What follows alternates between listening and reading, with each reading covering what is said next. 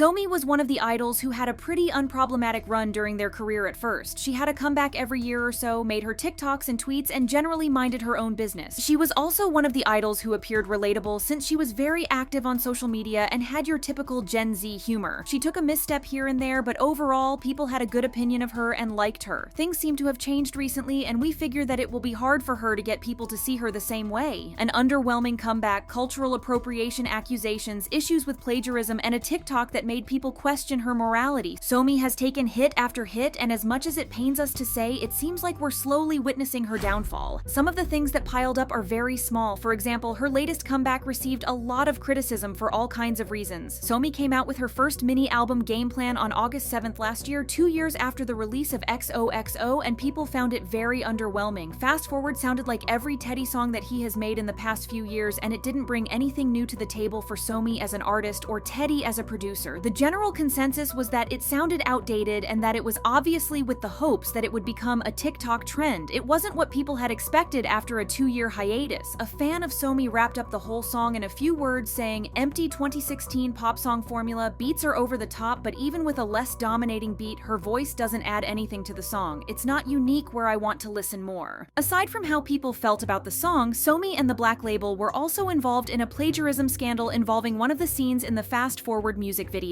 After the music video for Fast Forward was released, some fans noticed that the animated character which was featured in the video closely resembled the artwork style of Japanese cartoonist Rumiko Takahashi. While the character was intended to look like Somi, many pointed out it was basically identical to the artwork on the first volume cover of Urusei Yatsura, with the only notable differences being the direction that the character is facing and the hairstyle. After fans had layered the two artworks, they found out that Somi's character design was possibly traced. The issue got big because people didn't expect a company with the Black Label's money to trace artwork instead of coming up with something original. Some tried to argue that the word plagiarism was being used very loosely in this situation because except for the fact that the character was a female who was winking, there was nothing similar. A commenter especially said that the styles were completely different. The hairstyles, mouths, and noses were nothing alike, the face shapes weren't similar whatsoever, the eyebrows were drawn differently, and the clothing and the lighting weren't the same. Another commenter said that the accusations were completely ridiculous as Rumiko Takahashi isn't the only artist to draw in that style, and the only resemblance between the two characters was the raised eyebrows and the winking. However, no matter what some fans thought, the Black Label thought that the resemblance was deserving of an apology to the original artist. They issued an official statement recognizing the similarities between the characters and stating that they looked into the matter once it was brought to their attention. They also edited the music video to completely remove the scene so it wouldn't cause further problems. In the end, the scene with the cartoon version of Somi was replaced with something else. The company gave a swift response and fixed the issue the best they could, but the fact that they did it in the first place was a bit unexpected. There are a lot of anime characters that look alike, so it would be okay for them to be inspired by an artist's style, but to basically trace it was considered unforgivable. A separate issue that people had with the album was with one of the tracks. Other than Fast Forward, Gold Gold Gold was the second track from the album to get a music video and to get promoted. If you thought people had complaints with the title track, it was nothing to the backlash that Gold Gold Gold got. According to some, the song sounded like it was meant for someone like Blackpink's Lisa and overall just seemed very tacky. Not to mention that not only did it not have any connection to the rest of the album, but it didn't match Somi's vibe at all. Nothing about Somi made her look like the type to brag about how much money she has, so to give her that song didn't make any sense. It was probably meant for one of the company's other female rappers and was given to Somi so they could say that she had 5 songs on the mini album rather than 4. Many also thought that the visuals of the music video with all the golden props looked outdated and as if it had been shot with a small budget. Some even considered it to be bordering on problematic, almost as if Somi and the music video director were trying to make a cosplay of the black hip-hop culture from the early 2000s. The golden grills and the Cleopatra costume she wore in the video didn't help her case. However, since this was a B-side track, it didn't get a lot of attention aside from her usual audience that tuned in. Considering what everyone would be saying about it, maybe it was for the best. Another thing she got a lot of criticism for that wasn't related to her most recent comeback was a joke that she made on Twitter, which was taken way too seriously by people and blew out of proportions. On December 7th, Somi responded to a fan's tweet as part of a trend where the original poster listed artists they disliked and one they liked. The original poster in a way insulted several YG artists but praised Somi. She made a sarcastic reply to the tweet writing, "Yay, they like me." Since Somi is very active in online spaces, many were aware of her dry and sarcastic sense of humor, so they didn't take any offense offense to what she said and laughed it off. This wasn't the case for other K-pop fans who took the whole thing differently. Some saw it as shade toward her fellow label mates, a few of them being pioneers of K-pop, despite fans insisting it was a joke with no harm intended, but it didn't seem like things were working in her favor, as even those who thought it was a joke agreed she should have been more careful with her words. A netizen pointed out that while Somi may not have had bad intentions, she was careless with her comment, especially considering the type of fans involved. After all, she was an idol and had an image to uphold, and interacting with shady tweets towards her label mates wasn't part of that image. After many online debates, Somi deleted her tweet, but the damage was already done. Fans of the groups that were mentioned in the tweet were so upset by her comment that they started digging up past comments so that they could prove that this hadn't been the first time that Somi was shady towards other YG artists. Back in June of last year, Somi was featured in Complex's Goat Talk series, where she talked about the greatest of all time foods, places, and songs. When asked about a GOAT K-pop legend, Somi mentioned Teddy Park, known as a producer and co-founder of the Black Label. She praised Teddy's work and his contributions to well-known YG artists, saying that he has made legendary groups like Big Bang, 21, and Blackpink. Of course, she didn't mean Teddy actually made these groups, but other K-pop fans took her words quite literally and twisted them to try to make a villain out of Somi. However, unlike the other things that we have mentioned in this video, fans thought that this controversy happened just because people wanted to have something to be mad about. Somi is friends with the other YG artists, and she wouldn't jeopardize her friendships or her connections for a silly tweet. It was not worthy of a scandal, and others tried too hard to make it into an issue, but thankfully it fizzled out very quickly. Arguably, the thing she has gotten the most backlash for is not boycotting Starbucks. First, let's get into the reason people are boycotting Starbucks in the first place. Starbucks filed a copyright infringement lawsuit against Starbucks Workers United, the union for its employees, after they shared a now-deleted post in support of Palestine. After the initial post, the union account liked a pro-Palestine message, encouraging people to avoid buying Starbucks gift cards during the holidays. Starbucks publicly disagreed with the union's stance on Palestine, so the whole controversy led to mixed reactions about Starbucks. However, as Starbucks issued unclear statements denouncing what was happening and maintaining a neutral position, its pro-Palestine customer base organized protests and boycotts, significantly impacting the company's revenue. However, Starbucks' notable support for Israel is linked to its major private shareholder, Howard Schultz. Renowned for his strong backing of Zionism, Schultz, who holds a significant stake in Starbucks, has expressed support for Israel's economy as he has invested $1.7 billion